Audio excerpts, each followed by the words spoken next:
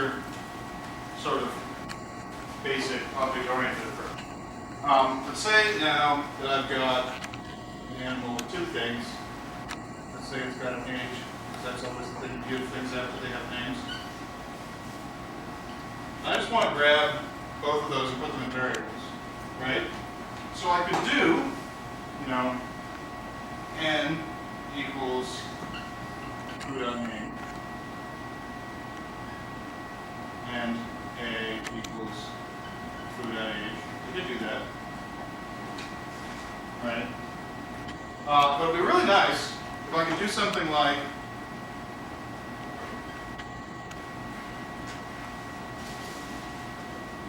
name is n, age is a from foo.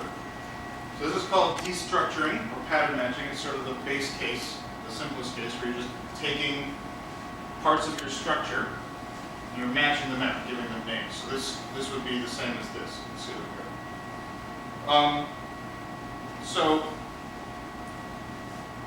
I could actually do this pretty easily without any support from my language. In this case, because it's only got two things, it's not too hard. It's just a lot of boilerplate, especially if you have more complicated things. But so say I wanted like def match and match takes some k, then I call k with my name and my age.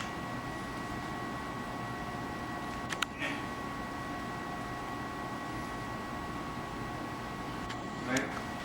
So I'm not going to get this like magic syntax, but now I can say foo.match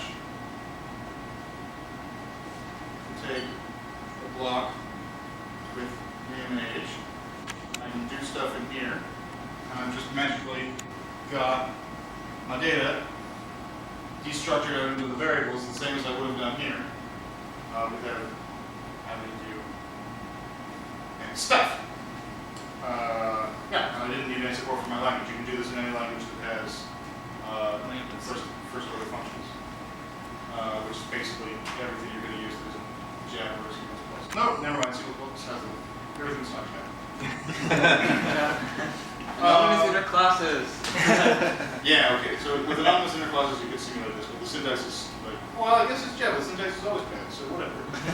So you can do this like everything that you care about. You can't do it in assembly super easily, but like, why did you want to do that in assembly? Go find another. Your data has no structure. Yeah. Okay. So this is cool. I can take my things out. But what else can I do with this? Well, let's say I have more than one kind of animal, right? Because that's what we do. We're object-oriented programmers. We like to have multiple kinds of things. So I've got a dog. Oh man, the dog has an O in it. The dog is an animal. And a cat is an animal. And I'm not going to use this example. I'm going to change it a little bit. So, because I want them to have something different, right? So dogs have paws, and birds use birds. Bird is an animal. Where birds have beaks. Right?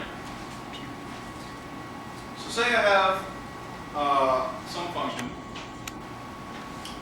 I'm going to erase all this in the middle. And I want to be able to take an animal and do generic animal-y things with it. But then also I want to have special case where if it's a dog, I do something with its paws, and if it's a bird, I do something with its beak. Well, there's one beak. Okay, so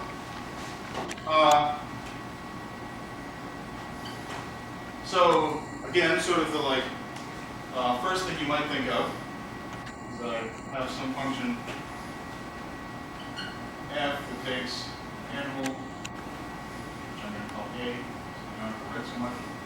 And I could say, you know, if a is dog, then, you know, a dot pause, else if a is bird, then a dot beat, right? You do your stuff, right? So that's sort of your like simplest case. But there's a couple of things that are gross here. One, we've sort of lost our polymorphism because we have to like right here in F we have to list out all these types, which is kind of weird. And also it's just really a lot of code. So it would be really nice if we could do the extraction at the same time as we do the conditioning, the same way that we did the destructuring before, right? So before, so I'm going to write case A, and we say dog pause and bird beak, right? I mean, I probably have to do like a dog which has pause beak and bird which has beak beak. Right, so this is the same destructuring idea that we had before with only one case, but it's embedded into the conditional. So once I'm inside my context, I can just use the members as though they exist. I don't have to like keep referencing into them. I've got them in my variables with my names already. And then you can do like deep nesting stuff here. If you have like, you want something with a pause, you want to get it elsewhere or whatever. So this is my syntax again. So what's my no syntax case again? So basically, it's to take that if statement that we had, the first idea we might have, is to take that if statement that we had and move it up into class animal, right? So we could say class animal,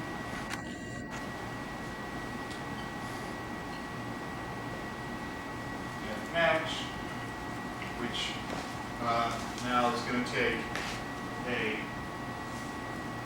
dog, or, you know, you want to be able to mention a dog or bird, and then you can do if I am dog, AD me, else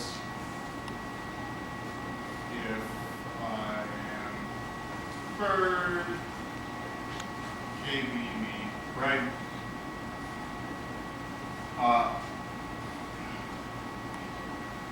And you'd have the same thing here, so you'd say like,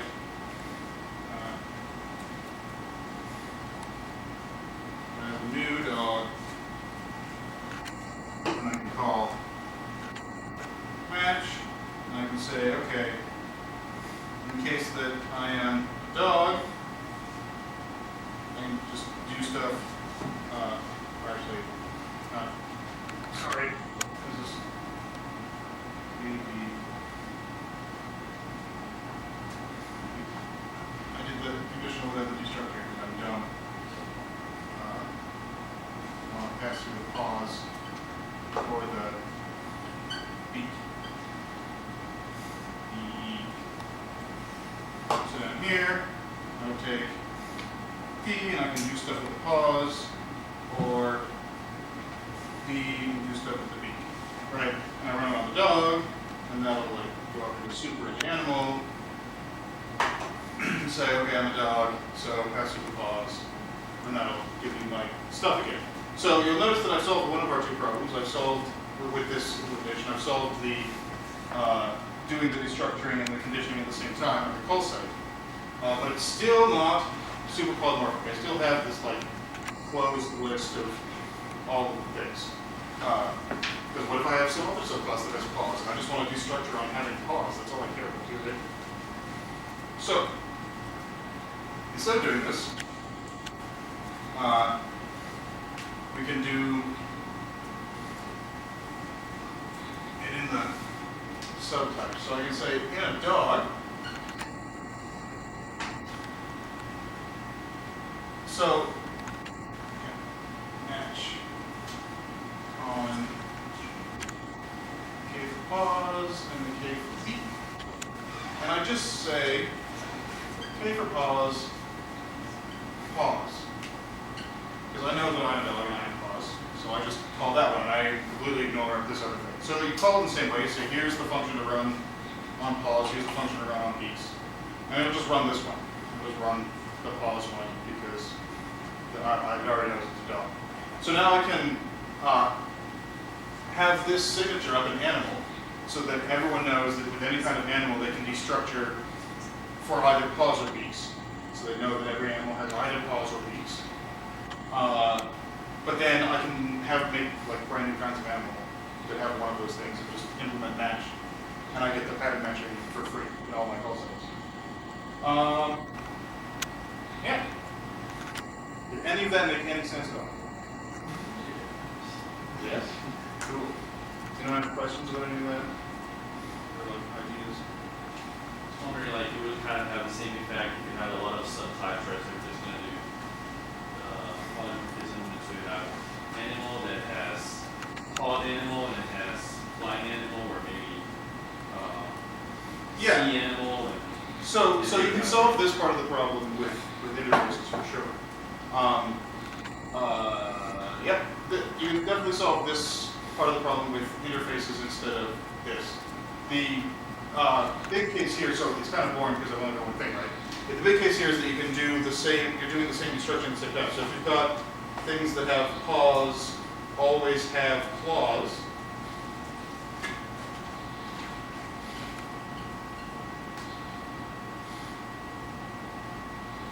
then you get both of those. And you, basically the idea is that you don't have to like extract each thing you want from the object and put it in the variables that you want to operate on it. You can just be like, go. that's multiple, as opposed to have one function that sets the pause and one that sets the. Right, exactly. So the idea with the matching is that each of the possible conditions is one of the possible kinds of thing, but then each one takes as its arguments all of the things you might want destructed out of that kind of thing. So that you can easily extract everything that you want all at once in one call. So it's kind of doing two things at once. You're doing the pull everything out, and you're doing the give you the stuff. So I'll give you like a more concrete example that isn't animals, because as we all know, animals are both the traditional object-oriented example and terrible. Because you never write any code that looks like this. But this is going to look a little contrived too, but it's like way more real. So say I have interface list, which has hypothetically a function match on KZ or KC. So we're just saying there's two possible cases for this interface, right? So then I'm going to have a class empty list, which I'm just going to write as empty, which implements list.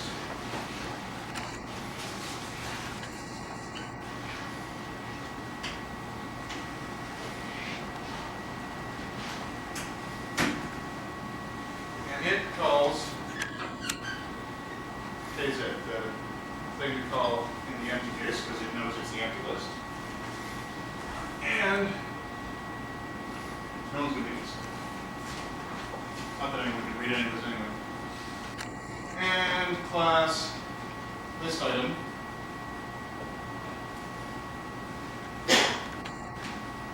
also can be a list. And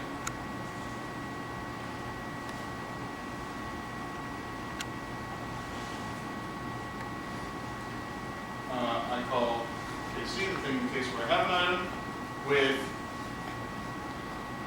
myself dot data. I assume I'm storing some data if I decide.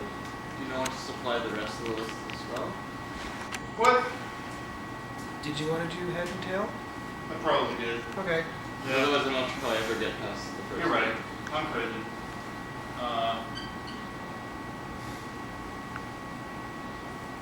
Just so much writing. Holy crap. These on my projector screen. Okay, you're right.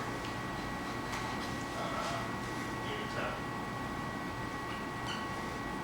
Right, so this is a complete linked list implementation, modulo the actual constructed list item to make it. So now if I've got a list, say I've got some magic way of turning this syntax into pieces of this class, right? Then I can say match, do something when the list is empty, and then like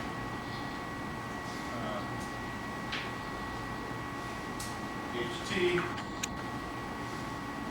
Actually, I'll just write the whole thing out.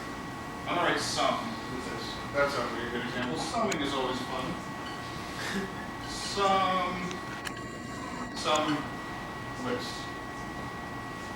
So I'm gonna say list dot match. In the empty case is 0. The sum of all the elements of the empty list is 0. And in the other case, I gave my head and my tail, and I say head plus sum of tail.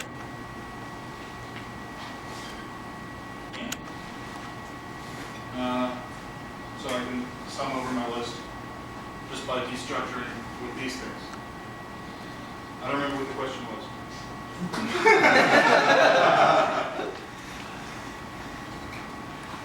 You can see, like, this is why, like, you're pulling out a lot more context here than just which of the subclasses it is. You're pulling out, like, you know, I've got the head and the tail separately, and I can operate on them, or I know that it's empty and I can return 0. You're getting a lot more context than just the diffing of the subclass. You're just also getting that. So you're doing both. You're getting which thing it is, and then you're pulling all of the data just interesting out. All at once as opposed to a whole bunch of feature functions. Yeah.